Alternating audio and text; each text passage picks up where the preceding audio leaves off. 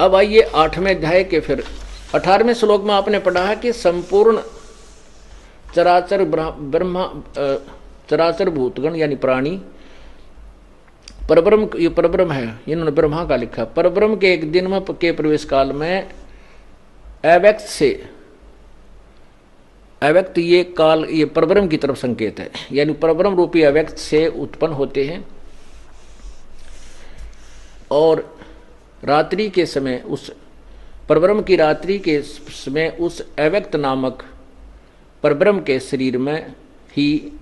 लीन हो जाते हैं। ये अव्यक्त नामक ब्रह्मा लिखा उन्होंने, नहीं परब्रह्म,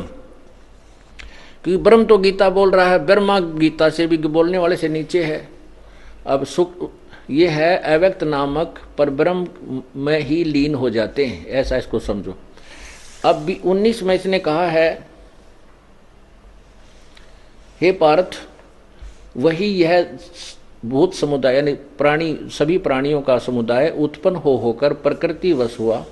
रात्रि के प्रवेश काल में लीन होता है, दिन के प्रवेश काल में उत्पन्न होता है। 8वें अध्याय के 19 में इसने स्पष्ट कर दिया कि सभी जो ब्रह्म लोक नष्ट होगा तो सभी प्राणी उस अव्यक्त यानी परब्रह्म के उसमें चले जाते हैं लोक में, और जब उसकी 1000 युग की रात्रि समाप्त होती है तो फिर दिन प्रारंभ होता है, तो उसी से फिर ये वापस इस 21 ब्रह्मांडों में आ जाते हैं।